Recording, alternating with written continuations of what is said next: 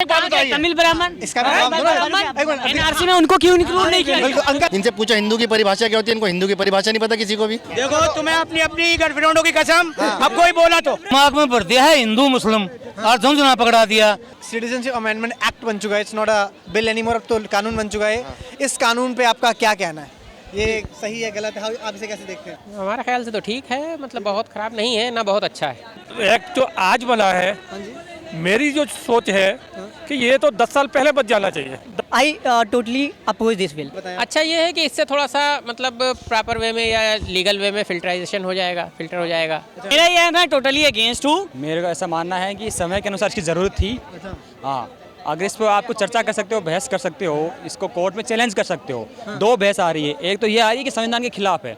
जहाँ तक मैंने पढ़ा है, आर्टिकल 14 कहता है कि आर्टिकल 14 राइट टू इक्वलिटी बात करता है, वो केवल इंडियन सिटीजन के लिए है। नहीं सर, वो पर्सन के लिए, सिटीजन के लिए। नो नो, एवरी पर्सन, ना एवरी पर्सन के लिए नहीं है। इसको तो हम गलत रूप से देखते हैं। अगर होना चाहिए तो सभी के लिए होना चाहिए। जनसंख्या के मामले में कोई आना नहीं चाहिए। उस कानून से किसी को यहाँ के रहने वाले बाशिंदे को कोई परेशानी नहीं है। इनसे पूछो हिंदू की परिभाषा क्या होती है, इनको हिंदू की परिभाषा नहीं पता किसी को भी। जब आम आदमी को इससे कोई दिक्कत नहीं है तो इसे पॉलिटिकल इशू बनाया क्यों जा रहा है? गलत है भाई, गलत। बेटा ऐसे मत करो, बोलो। नहीं भैया ऐसा मत करो। देखो मेरा सवाल है पहले, क्या हम एक सेकुलर देश हैं? पक्का 100%। 100% है। वेल, क्या ये आइडिया ऑफ इंडिया के खिलाफ है? We are a secular country, तो क्या ये आइडिया ऑफ इंडिया के खिलाफ है? भैया सोच का फर्क है, आप इसे किस तरीके से ले रहे हो और मैं इसे किस तरीके से ले रहा सोच का फर्क है। 50-50 क्योंकि इसमें मुस्लिम्स इंक्लूडेड नहीं है और सेकुलरिज्म का होता है जितने भी धर्म। धर्म नहीं है तो ऑब्वियसली वो आइडिया है। हाँ तो वो ये गलत है और धार्मिक आधार पर बिल्कुल ही गलत है। देखिए, धर्म के आधार पे कतई नहीं है बिल।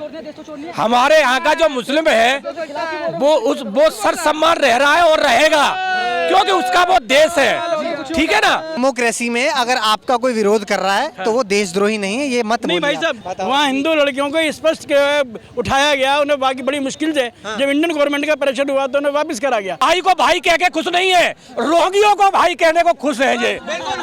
तमिल ब्राह्मण इसका नाम एनआरसी में उनको क्यों इंक्लूड नहीं किया? बिल्कुल अंकल, चुप। अरे भाई चुप हो जाओ। कहाँ से आए हो आप? तमिल ब्राह्मण क्यों इंक्लूड? तमिल ब्राह्मण हिंदू होता है, किसी ने क्या मुसलमान है वो?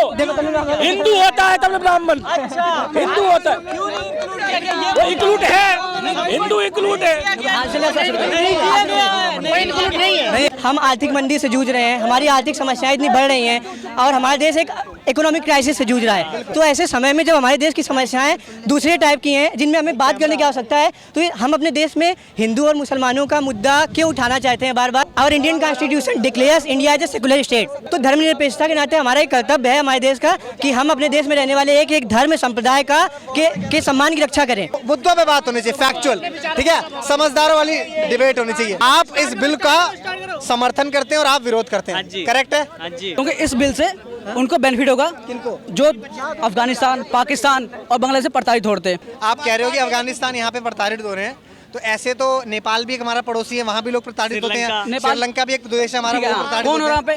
कौन हो रहा पे? वहाँ मुस्लिम, तमिल हिंदू, हिंदू और तमिल हिंदू अलग अलग है। कैसे? आप बोल रहे हो, आप बोला अलग ब्राह्मण है, आप बोल रहे हो हिंदू अलग होता है, इंक्लूड किया गया है। अगर पूरे वर्ल्ड में हिंदू को बांट रहा है, हिंदू बांट रहे हिंदू को बांट रहे अरे नहीं बांट रहे, रुको। अरे भाई रुको, भाई सुनो, वो कह रहे हैं धन लगती मुझे, मैं ये खोल दूंगा। उतार दो भाई, सलमान खान बनते भाई। सलमान खान से नफरत करता हूं मैं। अच्छा ठीक है। ये भाई कह रहे हैं कि नेपाल, श्रीलंका, बाकी देश क्यों छोड़ दिए? पहले बस आप इसका जवाब। जो श्रीलंका है वो मुस्लिम कंट्री है, नेपाल है मुस्लिम कंट्री है? नहीं है। नेपाल मुस्लिम कंट्री है? नहीं है। तो वहाँ जो हिंदू रह रहे हैं वो प्रताड़ित नहीं हो रहे हैं, ये सोचने वाली बात है यहाँ पे, ठीक है? वहाँ प्रताड़ित नहीं हो रहे हैं, लेकिन पाकिस्तान, अफगानिस्तान और बांग्लादेश से प्रताड़ित हो रहे हैं। श्रीलंका में तो हो रहे हैं, नहीं हो रहे हैं। कौन क्या नहीं हो रहे हैं? नहीं हो रहे हैं। हिस्ट्री पढ़ो, न्यूज देखो। रोज न्यूज देखता हूँ मैं, रोज देखता हूँ न्यूज। मैं सिर्फ 3 न्यूज चैनल देखता हूँ, आज तक, NDTV और जी न्यूज, ठीक है? जब आपने NDTV का नाम ले लिया तो NDTV नहीं, इंडिया टीवी। ये वेले हैं यहाँ पे सिर्फ डिबेट करने के लिए हिंदुस्तान के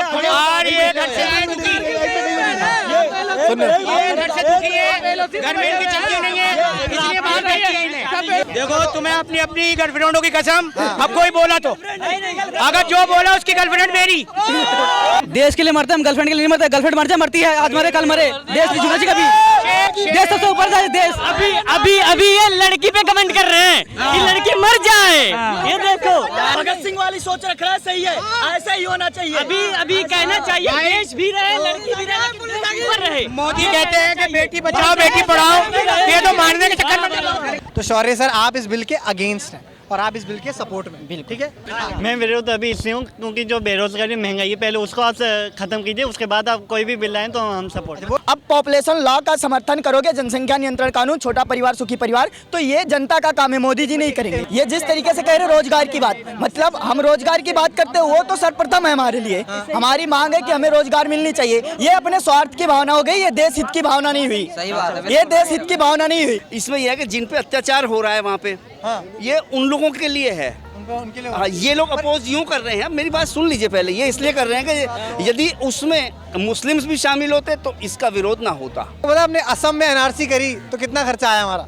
1600 करोड़ बता रहे। देखो खर्चे को देख के आप अब चीज़ को नहीं बंद कर सकते। मेरी बात तो सुनिए, मेरा सवाल समझिए सर। हमारे देश की जो आर्थिक हालात है उसको देखते हुए आपको क्या लगता है हम इस पोजीशन में हैं कि हम एनआरसी ऐसा एक बहुत बड़ा इवेंट करें और हर इंसान लाइनों में खड़ा होकर अपनी नागरिकता सिद्ध करे? नहीं, कराना नहीं चाहिए, क्योंकि अभी बहुत सारी ऐसी बेसिक चीज़ें हैं या जो बेसिक फैसिलिटीज़ हैं जिनको प्रोवाइड करना, इनको प्रायोरिटी होनी चाहिए, और जब वो सब हो जाए उसके बाद ये सब होना चाहिए। तो गवर्नमेंट डिसाइड करना पड़ेगा। वो तो छोटी सी स्टेट है, 19 लाख आपकी आबादी है, और जगह अगर करोगे तो वहाँ पर कितना खर्चा होगा। ये किसी और चीज़ में लगाएंगे नहीं, किसी डेवलपमेंट में पैसा नहीं लगाना, नौकरियों में पैसा नहीं लगाना। बस इनका काम तो ये है कि भाई ये इनको जो है ना किसी भी तरीके से नाम बदलना, इनको शहरों के नाम बदलना है। अरे बेचारा गधा भी चिल्ला रहा है इनके आगे, गधे का भी नाम बदल दो, कुछ और कर दो, घोड़ा कर दो, कुछ तो कर दो उसका। भैया सवाल ये है कि हालात अगर खराब है तो है क्यों? वो हालात खराब इसलिए नहीं है कि यहाँ व्यापार नहीं है, हालात खराब इसलिए है कि ऑनलाइन शॉपिंग होने लगी है। अच्छा। जिस देश में ऑनलाइन शॉपिंग होती है वहाँ व्यापार खत्म हो जाता है। हम आरबीआई से पैसे ले रहे हैं, रशिया को लोन दे रहे हैं, एनआरसी में डिटेंशन में, एनआरसी के डिटेंशन में कैंप में हम इतने पैसे खर्च कर रहे हैं। वही पैसा आप फार्मर को दीजिए, बैंक में जितना पैसा जब का लूट रहा है उनको पैसा दीजिए। एनआरसी को क्या है पूरे देश में लागू, वैसे मेरे हिसाब से नहीं होना चाहिए। दूसरा, असम के जो बीजेपी के नेता हेमंत बिश्व शर्मा वो एनआरसी का विरोध कर रहे हैं, असम बीजेपी विरोध कर रही है, असम जल रहा है। मेरा एक सवाल है, हम सब चाहते थे कि राम मंदिर का इशू खत्म हो जाए, वो हो गया, और हमें लगा था उसके बाद हिंदू मुस्लिम की डिबेट नहीं होगी देश में, अब फिर हो रही है। तो क्या गलत कर रहे हैं हम? बट स्टिल ऐसा हो नहीं सकता, क्योंकि ऐसा, पर स्टिल ये वापस आ गया। हाँ, जहाँ पर दोनों कम्युनिटीज़ रहती हैं, हिंदू मुस्लिम, दोनों के अपने अपने मतलब मैटर्स हैं, अपनी अपनी सोच है, उन दोनों को एक साथ कम्युनिकेट करना, हिंदू हो या मुस्लिम हो, दोनों में इलिटरेसी ज़्यादा है अभी भी। और मेरे ख्याल से मुस्लिम्स में ओनली 25% लिटरेसी है और हिंदूज़ में ज़्यादा से ज़्यादा 30 to 35% होगी, इससे ज़्यादा नहीं है ओवरऑल। जितने भी, चाहे वो फारसी हैं, चाहे वो हिंदू हैं, चाहे दलित समाज से हैं, किसी संगठन से हैं, चाहे वो जैन समाज से हैं, ईसाई हैं, सिख हैं, ये सारे के सारे एक हैं, सब ये हिंदुस्तानी के तौर पे है। ये इस देश की सबसे बड़ी खूबी ये है, अभी भाई साहब ने बहुत सारी बातें कह दी। एक तो वो बात कह दी हिंदू जैन हिंदू से अलग नहीं है, शेड्यूल कास्ट जिन्हें कहते हैं वो हिंदू से अलग नहीं है, सिख हिंदू से अलग नहीं है। हमारे देश का प्रथम व्यक्ति होता है राष्ट्रपति, उसको जीने पे पूजा कैसे कराई गई थी पूछ करके अंदर दिमाग में भर दिया है हिंदू मुस्लिम और झुंझुना पकड़ा दिया, उन्हें बचाए जाओ, इस ताक इलेक्ट्रॉन नहीं देंगे सरकार किसी ने भी। उसे जवाब तो देना था मुझे, ऐसा है अगर उन्होंने दिया उसका विरोध करो, मैं आपके साथ हूँ। हिंदू हमारे यहाँ माइनॉरिटी में नहीं है ना, क्या उनके लिए सही हो रहा है? दलितों को घुड़तुड़ी पे घोड़ी पे नहीं बैठने देते। संविधान के अंदर तो समानता का अधिकार दिया गया है। आप कह रहे हो कि दलितों के साथ छेड़छाड़ हो रही है, उनके साथ बदसलूकी हो रही है, इस तरीके की, वो समानता का अधिकार उनको मिला हुआ है ना, सब जो ना उनको सामाजिक बराबरी का दर्जा। को भूल जाए, सबसे ज्यादा बलात्कारी कौन है हमारे यहाँ पे देश में? बाबा लोग या नेता लोग सबसे ज्यादा बलात्कारी हैं। एक नित्यानंद बलात्कारी था, उसने जाके अमेरिका के पास टापू खरीद लिया। उसके ये भी तो चीज़ है ना जिनको लाना चाहिए। तुम बाहर से लाने की बात कर रहे हो तो लेके उनको आओ ना, नीरव मोदी को लेके आओ, विजय माल्या को लेके आओ, जो साला हमारे हिंदुस्तान का पैसा लेके भागे हुए हैं, उनको लेके आओ। उनको क्यों लेके आओ यार? उनको क्यों नहीं लेके? और खर्चा बढ़ा रहे हो, खर्चे ऐसे नहीं हो रहे हैं यहाँ पे, है ना? इस देश में अगर आप सुधार लाना चाहते हो तो हिंदू मुस्लिम के बीच में फर्क मत डालो, दरार पैदा ना करो।